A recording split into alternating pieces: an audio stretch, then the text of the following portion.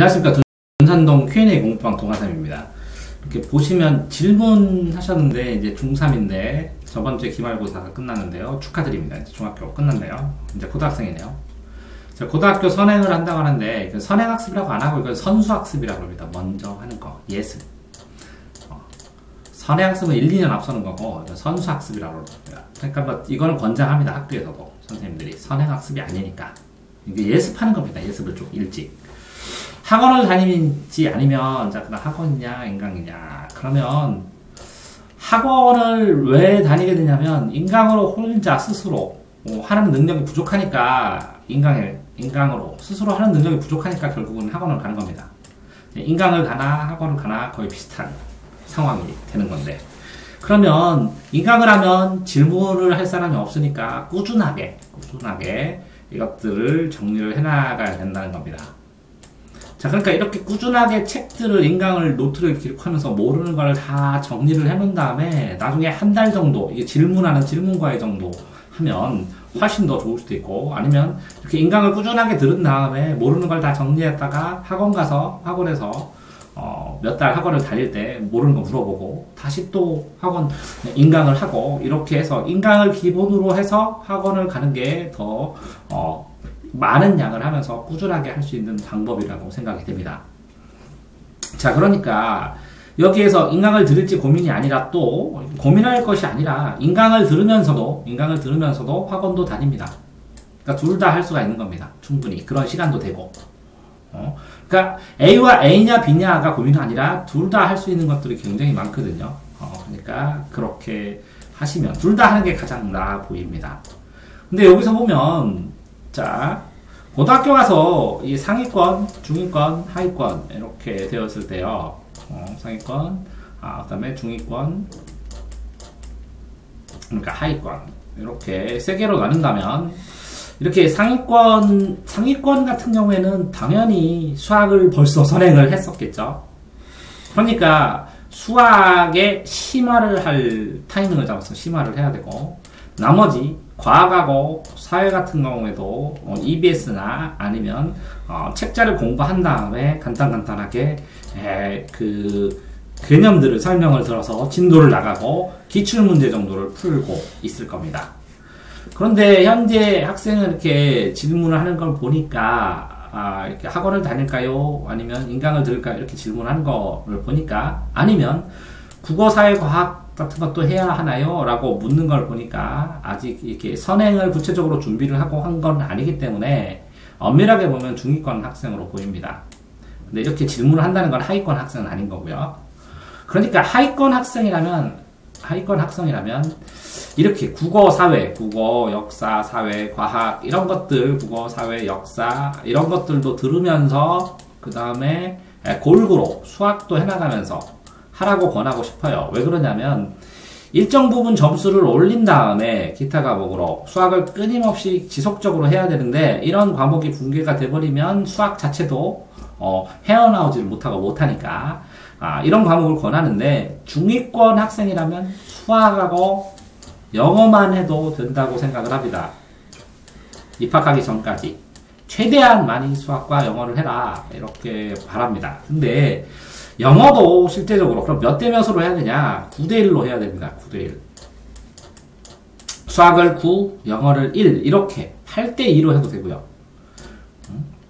그러니까 이렇게 하고 그 다음에 필요한 부분 국어에서 가끔 가다가 국어를 한다거나 사회를 한다거나 과학을 한다거나 이렇게 동영상으로 보면 되는데요.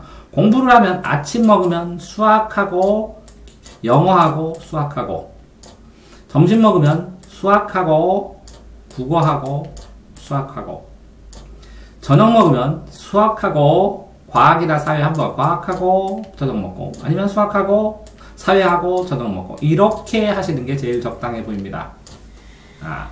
왜 이렇게 잡아주냐면 그만큼 수학은 8번 나머지는 한 번씩 6번 하고 나머지는 한 번씩 이렇게 하실 만큼 수학이 많다는 거죠. 자, 복잡한 과목으로 나눠지는 거는 고등학교 다니면서도 충분히 해결해 나갈 수 있습니다. 집중하시면. 그러니까 그 과목이 어떤 거인지는 일단은 신경 쓰지 마시고 고등학교 홈페이지 가면 충분히 이 내용들이 다 실려 있거든요. 그러니까 홈페이지 가서 다운로드 받아서 하나 보시면 될 것 같습니다. 근처에 학교에. 자, 이제 어떻게 해야 될지 모르겠다고 하셨죠. 일단 제일 처음에는 첫 번째, 만약에 수학을 선행을 하나도 안 하셨으면 교과서를 읽어보셔야 되고, 교과서 수준을 읽으면서 교육방송을 지속적으로 하루에 이렇게 한 번, 두 번, 세 번, 네 번, 다섯 번, 여섯 번에서 최대한 이렇게 반복해서 3회 이상, 3회에서 5회 이상을 반복해서 외울 만큼 그거를 먼저 한 가지를 띄어서 보는 게 중요합니다.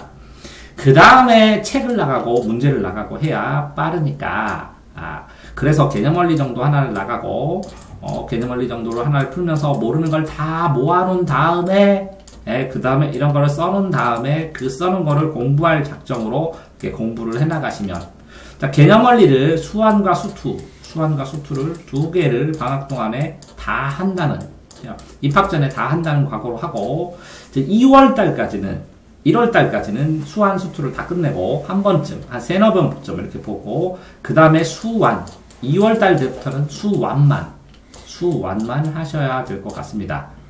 자, 그러니까 현재 상태에서 학생한테 상담하기가 쉽지 않은 이유는 뭐냐면 고등학교 선행이 하나도 안 되었다면 이미 늦은 거라고 생각을 하셔야 되는데 늦더라도 빨리 나가려면 결국은 학교 교과서 어떤 교과서도 상관없는데 교과서를 다 완벽하게 풀어야 되는데 혼자 못 풀겠걸랑 교육방송을 보고 반복해서 보시고 또 하루에 3개 이상 수학 중독 유튜브에 수학 중독 제가 아닌데요. 제가 이 사람 설명 너무 잘한다고 수학 중독이라고 이렇게 치시면 이 수학 중독님의 공식 설명을 반복해서 계속 수완 수투를 반복해서 들어주셔야 되고요.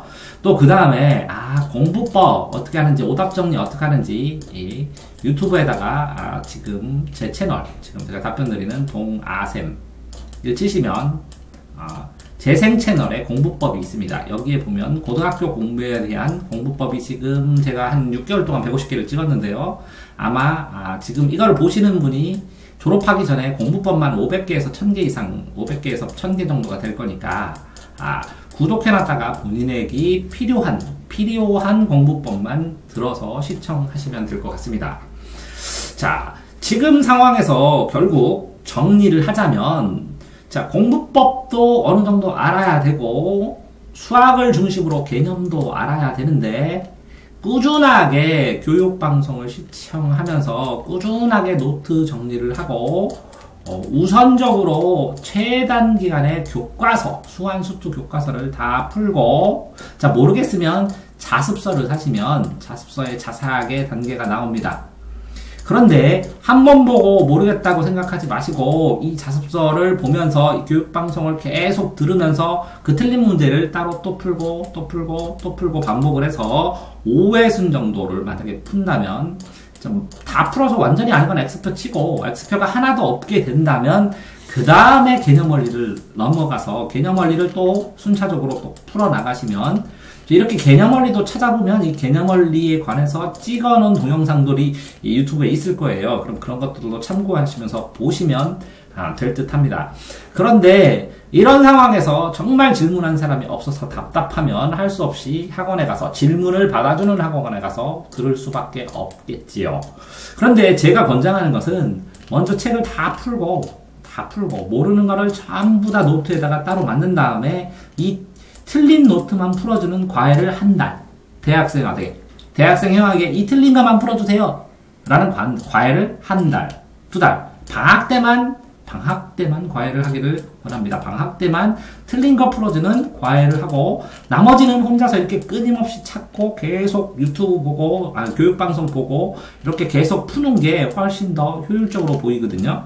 그러니까 지금이 11월 달이죠. 11월 달이면 11월, 12월, 1월 이 3달 동안에 고등학교 공부를 본인이 교육방송을 보고 다 모르는 거를 뭐라고요? 최대한 많이 여러 번 보면서 최대한 정리하는 다음에 2월달 한 달만 과외 딱 하고 대학생 형한테 3월달 계획을 딱 짜달라고 해서 3월달부터 쭈루룩 고등학교 1학년 생활을 하는 게 가장 효과적으로 보이거든요. 그래서 수학 한 과목만 과외를 들으면서 이 대학생 형에게, 형이나 누나한테 영어 공부 어떻게 하는지 듣고, 이 동아쌤 유튜브에 나오는 공부법 써있는 거를 이렇게 자기한테 내가 어떻게 활용해야 될지 듣고, 이렇게 하시면 충분할 듯 합니다. 지금 이렇게 이 기말고사가 끝난 지 얼마 안 됐는데 이렇게 예습 도와달라고 질문을 하는 거 보니까 그렇게 공부를 충분히 할 수 있는데, 문제는 보시면 질문을 10건 하셨는데 질문 마감률이 50분이고 질문 착탄률이 50%입니다.